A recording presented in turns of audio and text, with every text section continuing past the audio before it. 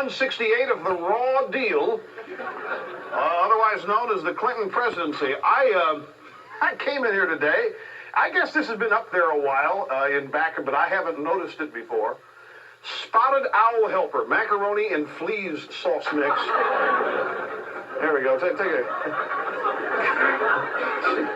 It says over Give a Hoot brand is. Anyway, let me put it back because I'm a tidy individual. Many of you would just leave it here for your wife to put up. And if you're not married, it would stay there for a long time. I'm going to, I know that from actual experience, so I'm going to put it back right where it is. I got to tell you, this is a big day on Rush Limbaugh, the television show. I would like to introduce you to our first major beverage sponsor on this program. Miller Beer joins the Rush Limbaugh program tonight.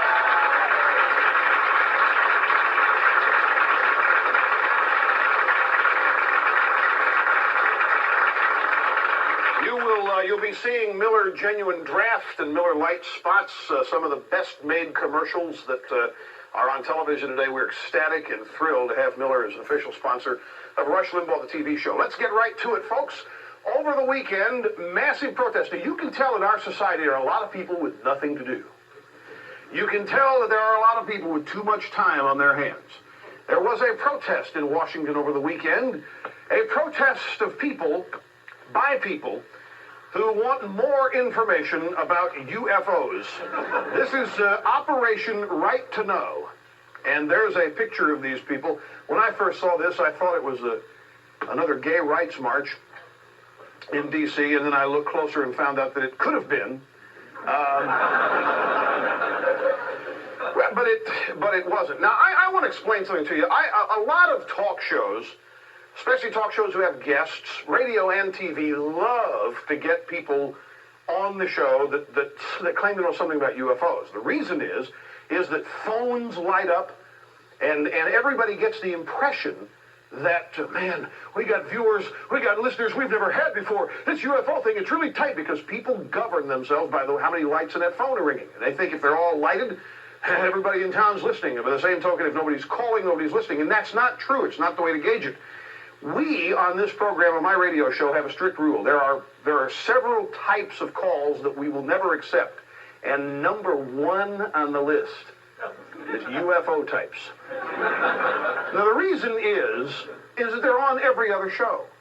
And so we're trying to stake out new territory here. I don't, if it's true, so be it. And even if it is true, I still don't want UFO calls, and they're kind of like conspiracy theory calls, and let them. I mean, we've demonstrated over time that those topics do not generate big audiences. And the thing about UFOs, I don't know if you've ever noticed it or not, but every time a UFO lands in America, it's always in a swamp. Nobody has a camera. The people that are there,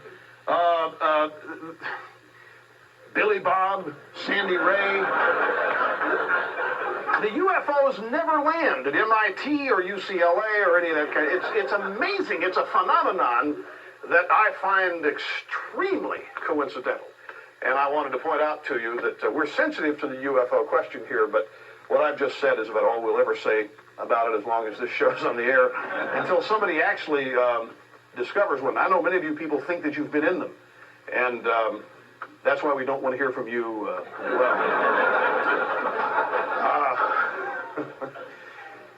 I want to take you back to the floor of the United States